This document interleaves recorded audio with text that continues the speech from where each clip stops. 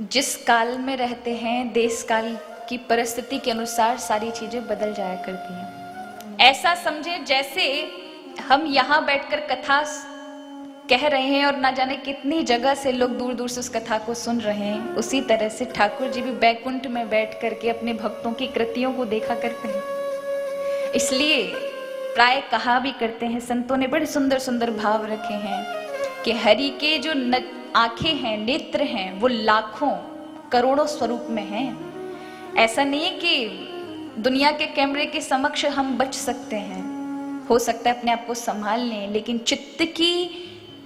चित्त पर जो भगवान की नजरें लगी हुई है ना, जो आप कृत्य कर रहे हैं वाणी से, मन से, कर्म से, वचन से, उन सब को हमारा ठाकुर जी देख रहे हैं। जैसे यहाँ रिकॉर्ड हो गई ना 3 दिन की, ये 3-3 घंटे की, 4-4 घंटे की कथा, वहीं आपके कर्म भी रिकॉर्ड होते जा रहे हैं। कई बार लोग कहते हैं हमने कुछ गलत किया नहीं, हमारे जीवन में ऐसा क्यों हुआ? उसका कारण है कि व्यक्ति यदि कुछ करता है तो उसका मतलब ये नहीं है कि कोई उसे देख नहीं रहा, उसका अवचेतन मन उसे अवश्य देख रहा होता है अंदर से। जब भी आप कुछ गलत काम करते हैं या हम कुछ गलत काम करते हैं, तो वहां भले ही दुनिया की नजर आप पर ना हो, आपने कुछ गलत कर दिया लेकिन किसी ने नहीं देखा, लेकिन आपके चित्त ने, आपके अवचेतन मन ने उसे देख लिया है और उसको स्टोर कर लिया है। किस वक्त में वो प्रारब्ध बनकर तुम्हें फल देगा, तो उसके लिए तैयार रहना। जैसे दोनों पैरों पर ही चलना आसान है ना, अगर दोनों पैर ही ना रहे तो कैसे चलोगे? कोई ना कोई आधार तो आपको लेना पड़ेगा। अगर पैर हैं और एक पैर को आपने उठा दिया, ऐसे समझें उदाहरण के रूप में 2 पैर हैं, एक कर्म है, एक फल है। अगर आपने कर्म के पैर को उठाया और फिर ये सोचें कि अब फल वाला पैर भी उठा लें, तो असंभव होगा ना। एक पैर अगर आपने उठाया तो दूसरे पे आप निर्भर हैं। अगर दूसरे को उठाने की कोशिश करेंगे तो आप उठा नहीं पाएंगे, क्योंकि एक तो पहले से उठाया, कोई तो आधार चाहिए।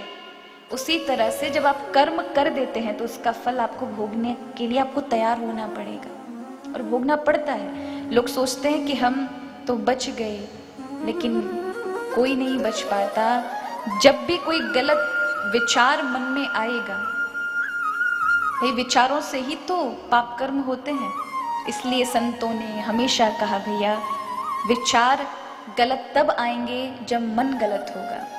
इसलिए अच्छा है कि अपने मन को ठाकुर जी के श्री चरणों में, भगवत सेवा में लगाएं, क्योंकि जब तक वो ध्यान में नहीं लगेगा तब तक उसके अंदर से निकलने वाले विचारों का जो अंबार है, अब जैसी फैक्ट्री होगी वैसा माल बनेगा महाराज। अगर आपने गंदी चीजों की फैक्ट्री लगा रखी तो वो वही चीजें निकालेगी, लेकिन आपने कुछ अच्छी चीजों की फैक्ट्री बनाई है तो उसमें से वही प्रोडक्ट निकलेगा। अब आपके ऊपर है कि आपने कैसे विचारों के अपने अंदर फैक्ट्री लगाई हुई है। अच्छा अच्छा सोचते हो तो अच्छे अच्छे विचार, वही विचार आपको बहुत कुछ बना देते हैं, क्योंकि एक अच्छा दृढ़ निश्चयी विचार आपके जीवन को परिवर्तित कर देता है। मन में लाखों विचार उठते हैं, लेकिन वो सारे विचार पे तो आप अमल नहीं करते ना। उनमें से कुछ विचार ही होते हैं जो इस पर आप काम करते हैं। तो उसके लिए अच्छा है कि आप ध्यान करें, सुबह प्रभु का नाम लें, कथाओं से जुड़ें, जिससे आपका मन पवित्र हो। मन पवित्र होगा तो अपने आप तन भी पवित्र होगा, शुभ कर्म होंगे, क्योंकि विचार से ही शरीर में कर्म आते हैं। कोई भी काम करने का सोचोगे सबसे पहले क्या आएगा? विचार। अभी आप कथा सुन रहे हो तो विचार आया, चलो कथा सुनेंगे, तो अपने आप शरीर लगा, कान भी लगेंगे, शरीर से सेवाएं भी चल रही हैं, लेकिन विचार ही नहीं अच्छे होंगे, विचार कहीं अन्य जगह जाकर लग रहे होंगे तो शरीर भी वहीं लगेगा। तो शरीर इसमें जिम्मेदार नहीं है, मन जिम्मेदार है, आपके विचार जिम्मेदार है। तो कल हम सभी श्रवण कर रहे थे तृतीय दिवस की कथा में कि परीक्षित जी महाराज का जन्म हुआ क्योंकि भगवान ने गर्भ में अश्वत्थामा के उस ब्रह्मवाण से रक्षा की, उत्तरा के गर्भ में प्रवेश होकर के। और यहाँ प्रभु गए हैं द्वारिका अर्जुन के साथ। जब प्रभु अपनी लीला का विराम करके गोलोक धाम को गए, पांडवों को पता चला, सभी ने परीक्षित को राज्य गादी पर बिठाया और सभी निकल गए हिमालय की यात्रा की ओर। उस समय परीक्षित की आयु मात्र 12 वर्ष थी जब वह गादी पर बैठे थे। एक नन्हे से बालक के ऊपर पूरे राष्ट्र की जिम्मेदारी देकर के पांडव चले गए, क्योंकि उन्हें विश्वास था जिसकी रक्षा स्वयं प्रभु ने की है वही इसकी रक्षा करेंगे और वही इस राष्ट्र की रक्षा करेंगे। और जब परीक्षित ने राज्य संभाला, 16 वर्ष की आयु थी परीक्षित की, अनंत अखंड उस राष्ट्र को संभालना ये कोई मारा आसान बात नहीं थी, पर जिस पर प्रभु की कृपा थी ऐसे परीक्षित ने उस कार्य को संभाला। सुषुमार की कन्या इला के साथ उनका विवाह हुआ, 4 पुत्र हुए। 16 वर्ष की आयु तक आते आते आते आते बहुत बड़े बड़े यज्ञ कराए, और जो ही 21 वर्ष की आयु में आए तो वो रात्रि में गुप्त वेश में विचरते थे कि उनकी प्रजा उनके विषय में क्या सोचती है। और ऐसा सोच करके उन्होंने एक दिन रात्रि में सोचा कि मेरी प्रजा मेरे विषय में क्या सोचती है, देखा तो जाए। आज गए हैं, देखा आपस में प्रजाजन बात कर रहे थे कि ये पांडवों का जो पौत्र है इसे गादी पर बिठा दिया गया है, ये क्या नन्हा सा बालक राज्य को चलाएगा। किसी जिम्मेदार व्यक्ति को बिठा कर जाते तो कम से कम राष्ट्र का भला होता। तो कोई कहता है तुम उसको साधारण समझ रहे, उसका पिता अभिमन्यु जिसने गर्भ में रह करके युद्ध के सारे कौशल सीख लिए थे, उनके दादा उनसे महान गांडीवधारी धनुर्धारी अर्जुन, जिन्होंने अपने धनुष के बल पर ऐरावत को नीचे उतार दिया, स्वर्ग की सीढ़ी लगा दी, भोलेनाथ को प्रसन्न कर दिया और पशुपतास्त्र अस्त्र को प्राप्त किया, तो साधारण नहीं है। तो उसका पुत्र असाधारण है, भले ही उनकी आयु से उनका आंकलन मत करो। ये सुना परीक्षित ने तो मन में बड़ी प्रसन्नता हुई, मेरे पूर्वजों की कीर्ति कितनी वैभवशाली है, मुझे बड़ा सावधान रहना होगा, कहीं मेरी पूर्वजों की कीर्ति में कोई कलंक ना लग जाए।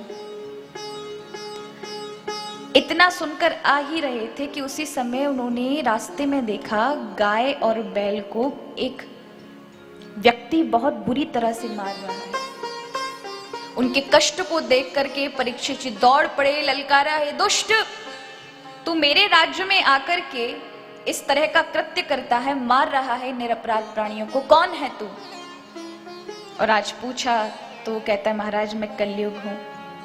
कहा दुष्ट तेरी हिम्मत कैसे हुई यहाँ रहने की, निकल जा मेरे राज्य से। तो कलयुग कहता है महाराज कहाँ जाऊं, सब जगह आपका राज्य है, अब मैं आ ही गया हूं तो मुझे कोई स्थान दे दीजिए जहां मैं रह सकूं। राजा ने कहा तुम्हारे लिए कोई स्थान नहीं है।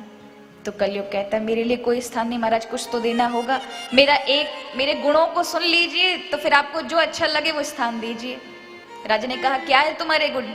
बोले महाराज ऐसे ऐसे गुण हैं, वैसे तो मेरे जीवन में पूरा अवगुण है, बड़े उत्पात हैं, बड़े अत्याचार है, लेकिन एक गुण सबसे प्यारा है जिसके लिए सब तरसते हैं।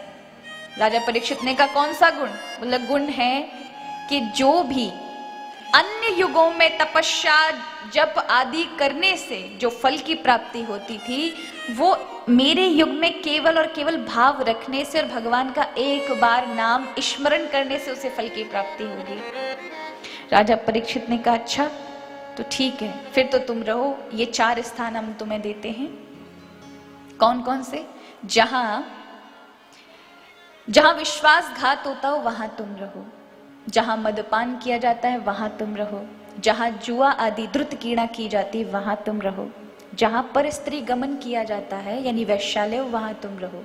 ये 4 स्थान दे दिए। परीक्षित कहने लगा महाराज आपने मेरे अवगुणों को देखकर ये 4 स्थान दिए, एक भी कोई अच्छा स्थान नहीं दिया।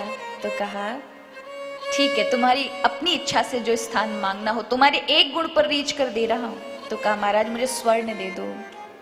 स्वर्ण दे दिया। बस एक अवसर ही तो उसे चाहना था कि जिससे राजा के ऊपर वो अपना शासन कर सके, तो राजा के ऊपर शासन होगा तो प्रजा के ऊपर अपने आप कलयुग का प्रभाव हो सके, तो उसने स्वर्ण मांग लिया।